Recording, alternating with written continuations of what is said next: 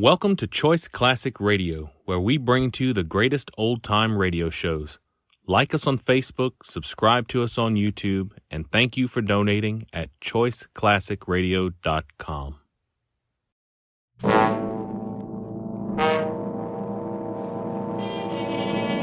Escape!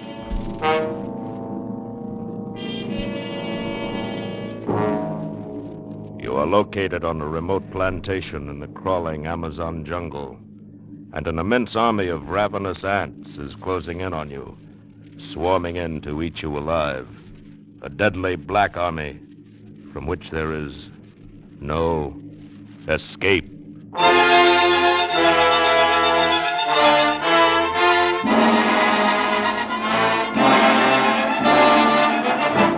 Escape, designed to free you from the four walls of today for a half hour of high adventure.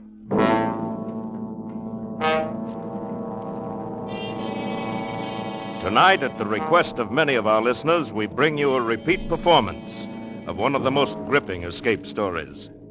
Tonight, we escape to the Amazon jungle and to a creeping, crawling terror, as Carl Stephenson told it in his famous story, Leiningen versus the Ants.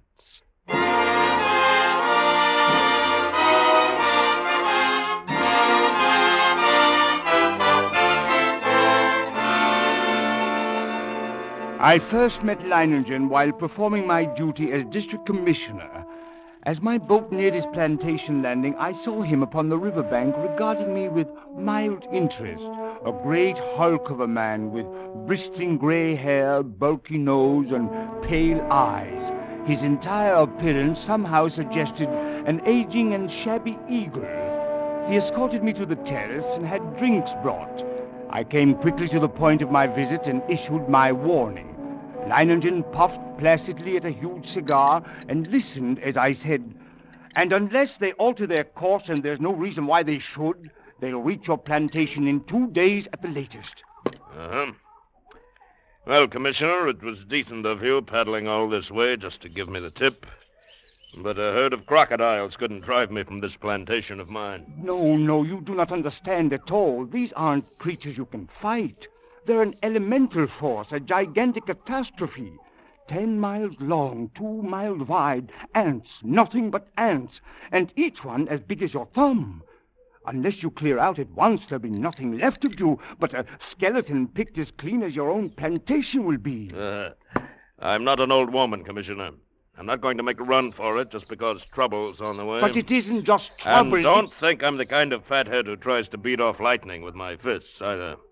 I've got a better weapon, Commissioner. Intelligence. With me, the brain isn't just a second appendix. I know what it's there for. But can't I make you understand the hideous... Commissioner, all my life I have lived by one motto. The human brain needs only to become fully aware of its power to conquer even the elements. Leiningen, you are a madman. I've done my best. Your obstinacy is endangering not only your own life, but the lives of your 400 workers. You don't know these ants. I tell you, you do not know these ants.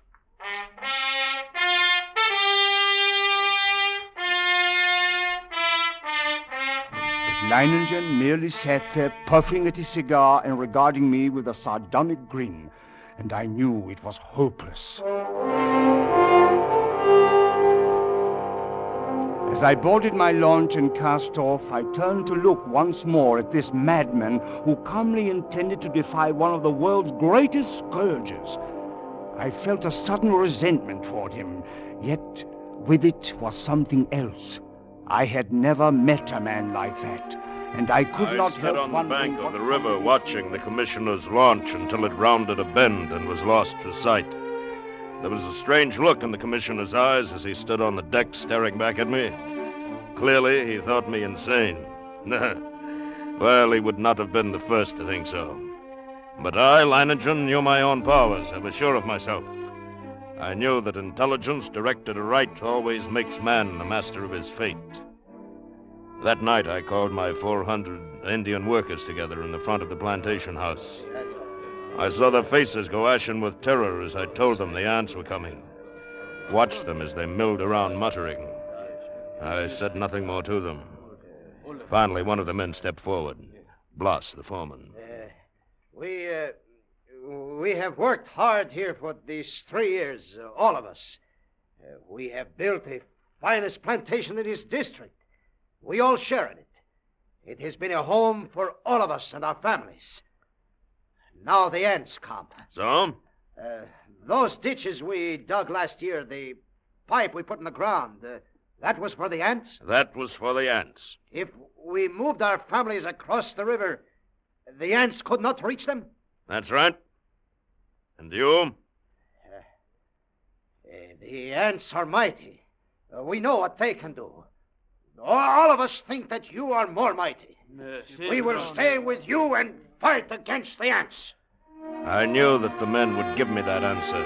I'd counted on it. Suddenly, I thought of the commissioner.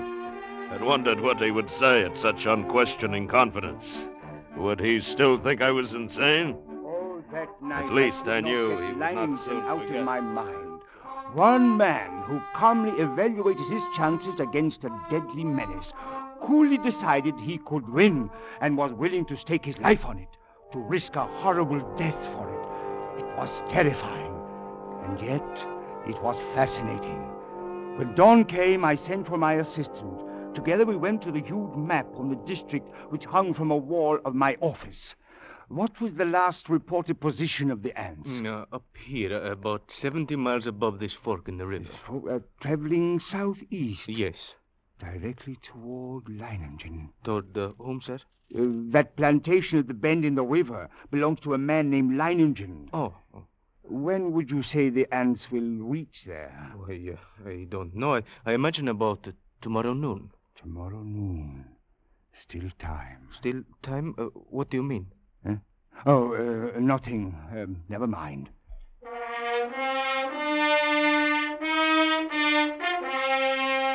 But what did I mean? Still time for what? For Leiningen to flee? Or still time for me to... Even as I rejected the thought with horror, I knew that the fascination of that man was more than I could resist. That Leiningen's flight was drawing my mind, drawing me back toward that plantation and death. I knew past all doubt that I was going back to Leiningen's plantation. I had to.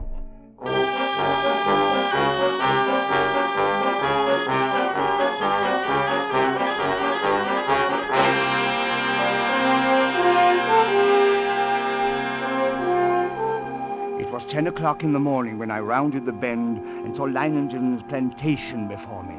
I put into the dock and tied up the launch. Then I saw him standing on the bank above me, arms folded, stubby cigar in his mouth, and a sardonic grin on his face.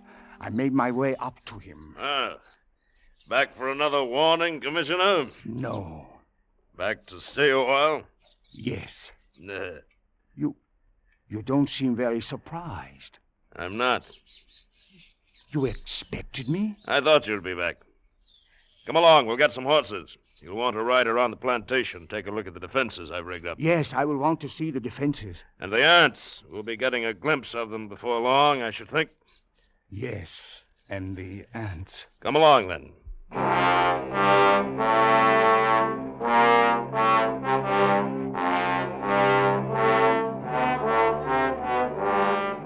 The defenses Leiningen had devised were quite impressive. Surrounding 3 sides of the plantation like a huge horseshoe was a 12-foot wide ditch. The end of this horseshoe-shaped ditch ran into the river, which formed the 4th side of the plantation. And at the upriver entrance to the ditch, Leiningen had constructed a dam by which river water could be diverted into the ditch. A large hand wheel controlled the floodgate of the dam, and apparently Leiningen had ordered it opened immediately after my arrival. For as we now approached the ditch and rode along it, I could see that it was nearly full. How do you like my first line of defense, Commissioner? Well, it's reassuring, like a moat around a castle. Unless the ants know how to build rafts, they won't reach the plantation. But this is only the outer moat. There's a better one than this. Come along, we'll go up to the high ground where the buildings are and get a view from there.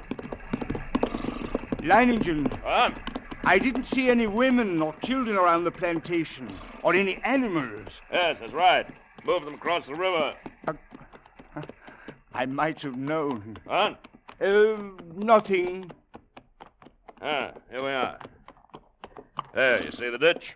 Much smaller than the other. You've noticed how all the buildings are on this piece of high ground. This inner ditch surrounds them, lined with concrete. But even filled with water, this is no barrier. It's not big enough.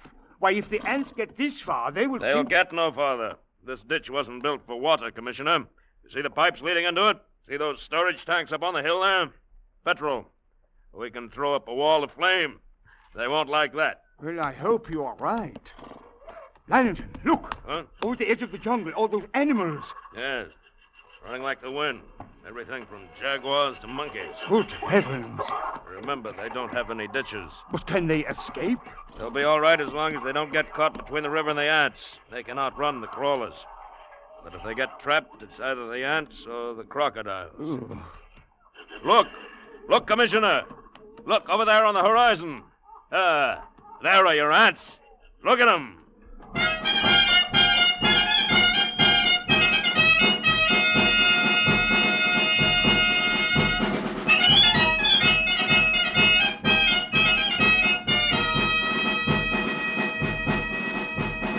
It was a sight I will never forget. Over the range of hills as far as I could see crept a darkening hem, ever longer and broader, until the shadows spread across the entire slope, then downward, uncannily swift, and all the green herbage on the entire slope was being mown as by a giant sickle, leaving only the vast moving shadow extending, deepening, and moving rapidly near. They're a hideous lot, aren't they? Leiningen, we can't last against that. Look at them. Why, they could fill your ditches with their corpses and still have enough to destroy every one of us. We've got to run. No. They haven't gotten to us yet. They never will.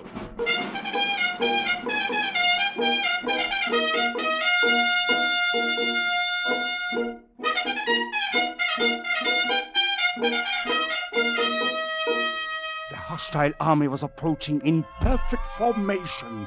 No human battalions, however well drilled, could ever hope to rival the precision of that advance. Along the front that moved forward as uniformly as a straight line, the ants drew nearer and nearer to the water ditch. As they approached, two outlying wings of the army detached themselves from the main body and started marching along the sides of the ditch, no doubt expecting at some point to find a crossing. And during this hour-long flanking movement, the main army remained still. Across the scant 12 feet of ditch, I stared at them, and they stared back at me. A solid mass, everyone as big as my thumb, with a reddish-black body and long legs. Suddenly a sound so unearthly as to freeze our blood jerked our heads in the direction of the jungle on the far side of the ditch. Coming toward the ditch at a stumbling gallop was a stag, covered over and over with ants. Leiningen threw up his rifle, and the stag fell lifeless to the ground, its agonies at an end. Horrified as I was, my curiosity impelled me to glance at my watch. I had to know how long the ants would take.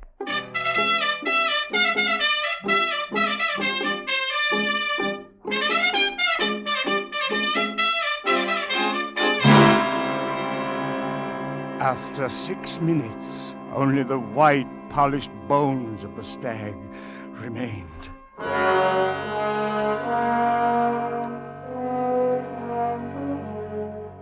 Leiningen and I exchanged glances, and I could see a change in him. Gone was the sporting zest of the novel contest. In its place was a cold, violent purpose to send these vermin back to the hell where they belonged. If he did not, we were both only too sure of the alternative. And now we even knew how long it would take the ants once they got to us.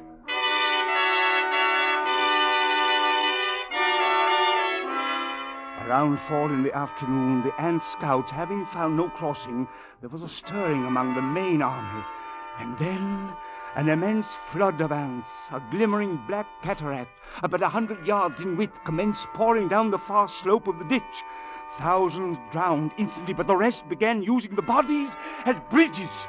Leiningen immediately swung into action. Can I help? Get to the dam, open the floodgate more to get the water in the ditch moving faster. Senor. This looks like the spot for action. Commissioner, Yes. Beginning to see what I was talking about? What do you mean? About intelligence being more than a match for anything it tackles. Take the ants. They've got no intelligence. If they had, they'd have attacked along the whole length of the ditch instead of a narrow front like this. They'd have been across by now. There. Too bad for them. I'm not running their campaign for them. You can joke about it like that with the ants halfway across the ditch? All right, man. Busy with the shovels now. Dump some sand and clods on them and see how they like that. You with the petrol sprinklers. Start pumping. I don't like it, Commissioner. I don't like it a bit. Look at them. Yes, but look at the ones on the far side of the ditch. Whole clumps of them rolling into the water. The rest are using them for bridges. Commissioner, the water's moving faster now. Tanayo got the floodgates open. Yes. Look at the ants. They can't hold their own against the current now. They're being washed away. Look at them, Commissioner. The water's carrying them away. We've beat them. We've won out.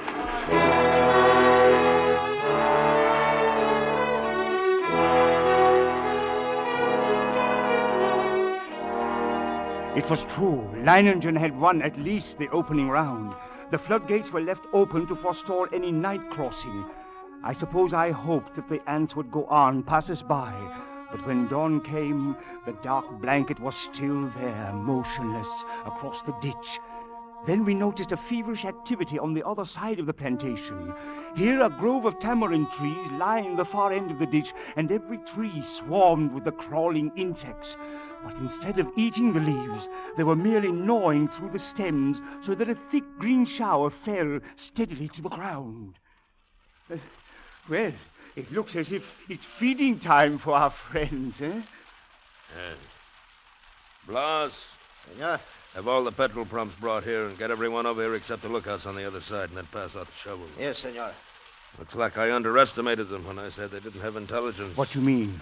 I said if they wanted to get across, they'd have to have rafts. That's just what they've got. Those leaves are their rafts. Even as he spoke, the leaves went tumbling down the far bank by the thousands. The current drew them away from the bank, and each leaf carried several ants. Don't worry. As long as you keep spraying them and shoveling dirt on their rafts, they can't land. But there will be too many. It's true. Look, more leaves in the ditch all the time. Why, they'll have a solid carpet to walk across in a minute. Not so fast, Commissioner. I've still got a trick up my sleeve for them. The water! The ditch is drying up. Of course it's drying up. That's the plan. Those are the orders I sent to the dam. Are you mad?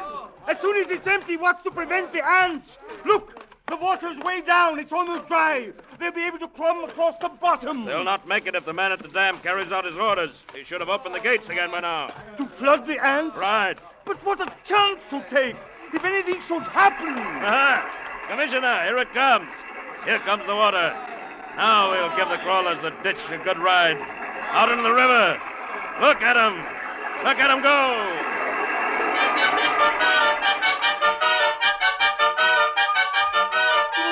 Leiningen's tactics were successful at first.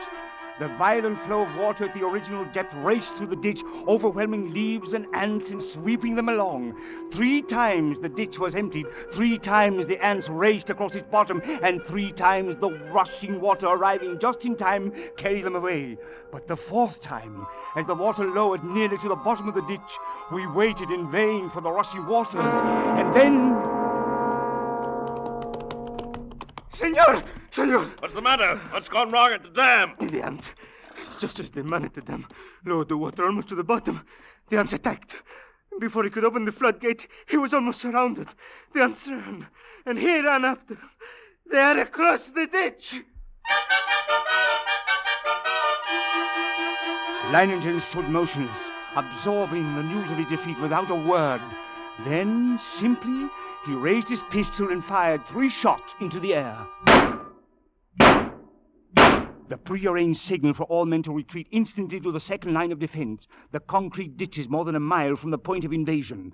Soon after we arrived there, the natives commenced straggling in silently. Leiningen waited until all of them had gathered. Then he spoke to them. Well, lads, we won the first round, lost the second. But we'll smash the crawlers yet. Anyone who thinks otherwise can draw his pay and push off. There are rafts enough on the river and plenty of time still to reach them. You stay then. Good. Thank you, lads. And you, Commissioner? I can't persuade you to give up the fight. You cannot. Then I stay too. I knew you. Senor! A few of the ants have reached the ditch. They're trying to get across. No, senor. I didn't think they would. There's plenty of food out there for them. Crops I've spent 3 years in raising. Ought to last them until morning, anyway.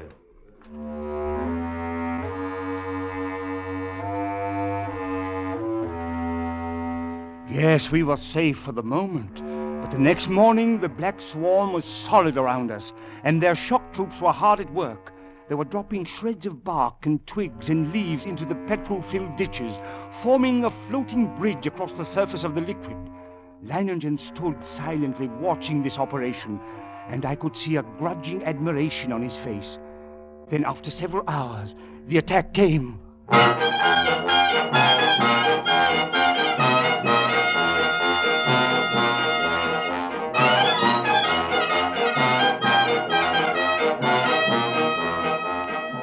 Down the ditch they poured, millions of them, and across the bridge of twigs rapidly approached the inner side. Leiningen sat motionless, watching them. Leiningen, for the love of God, don't sit there like a statue. They'll be on us in a moment. Let them fill it first. Now. All right. Everyone back from the ditch. Blas, hand me the torch.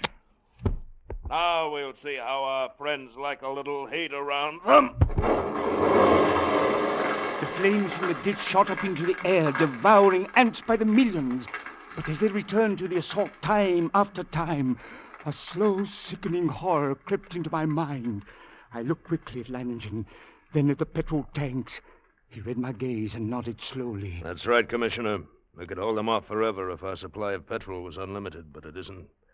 We've got only enough to fill the ditch once more. Leiningen, isn't there any way at all? We've got to do something. Yes, I know. There must be a way. There must be something on Earth that'll drive this devil's spawn back to the hell they came from. Yes, them. Yes. What is it? We'll flood the whole plantation. Flood? But how? The river's higher than any point except this high ground we're on now. The river was dammed all the way. It would overflow that stone breakwater and flood the whole plantation. We've got to close the floodgate at the dam. That'll do it. You're mad. The dam is nearly 2 miles away. 2 miles of ants. Lads, listen to me. Listen, lads. I'm proud of you. Now there's still a chance. By shutting the floodgates on the dam and flooding the whole plantation from the river. The moment I'm over the ditch, set fire to it. That'll allow time for the flood to wash away the ants. Then all you have to do is wait for me. It's impossible. You can't get to the dam, let alone get back. That's where you're wrong, Commissioner. I'll get there and they'll get back. Take care of things while I'm gone.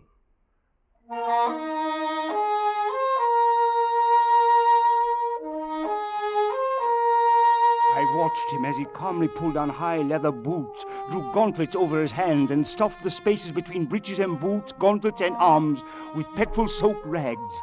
He shielded his eyes with close-fitting mosquito goggles and plugged his nostrils and ears with cotton. Then the natives drenched his clothes with petrol. Blas, who acted as doctor to the men, smeared a salve over him, and finally, Leiningen was ready. And as he stood calmly surveying the ditch ready for the run, I realized this was as it should be. I, Leiningen, would meet the ants and defeat them, or be defeated by them. No, Leiningen versus the ants. Yes, it was right that it should be like this. But now there was no more time for thought, only action. I took a deep breath, and then bounded across the ditch and among the ants. I ran in long, equal strides with one thought, one sensation in my being. I must get through. I dodged all trees and shrubs, and except for the split second my soles touched the ground, the ants had no opportunity to alight on me.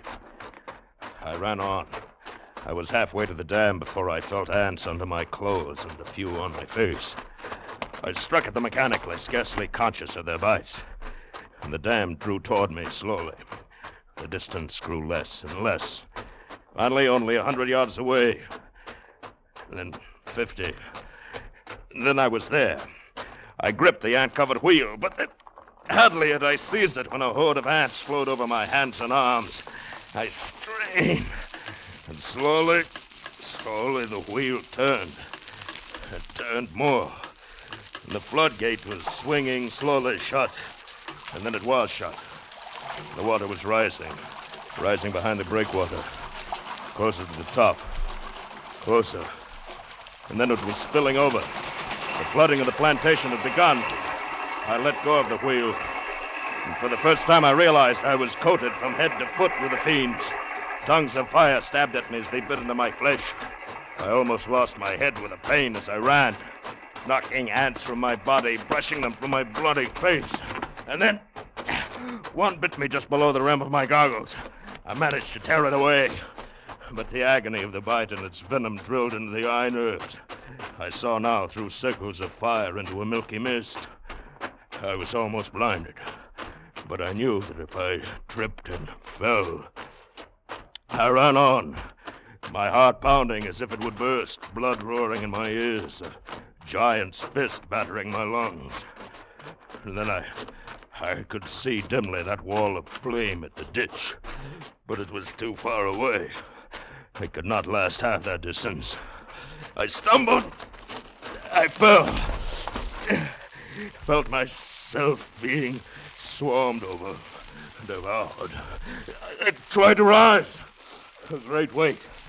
And then suddenly the vision of the half-devoured stag in my brain. 6 minutes. Then nothing but bones. I couldn't let that happen to me. I couldn't die like that. To my feet. My feet dragged myself over toward the flame. The ditch. The ring of flame closer down. A little farther. 10 steps. 8. We had waited for hours when all at once through the blazing ring around us, an apparition hurtled and fell full length on the ground. It was Leiningen, alive with ants, unconscious, with glazing eyes and lacerated face. We rushed to him, stripped off his clothes, and tore at the ants that covered him. His body seemed almost one open wound. In one place, I could see a white bone.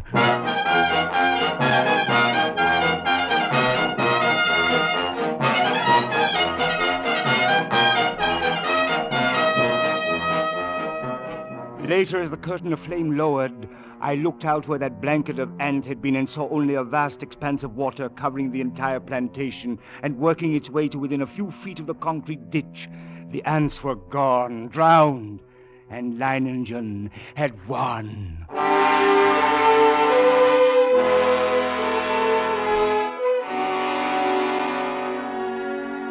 Leiningen lay on his bed, his body swathed from head to foot with bandages, but alive. Everything in order. They are gone.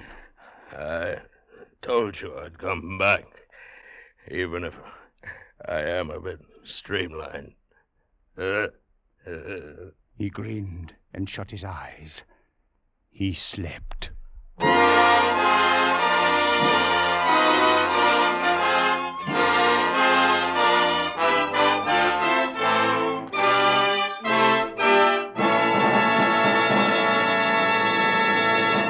Escape is produced and directed by Norman MacDonald, and tonight brought you Leiningen versus the Ants by Carl Stephenson, adapted for radio by Robert Reif, with Bill Conrad as Leiningen and Jay Novello as the Commissioner. Music was conceived by Cy Feuer and conducted by Wilbur Hatch.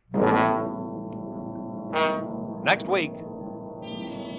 You are stealthily stalking into a silent desert fortress, walking into what you know may be a trap. Around you stand a legion of dead men, and over you hangs a menace unseen but felt, a menace from which you cannot escape.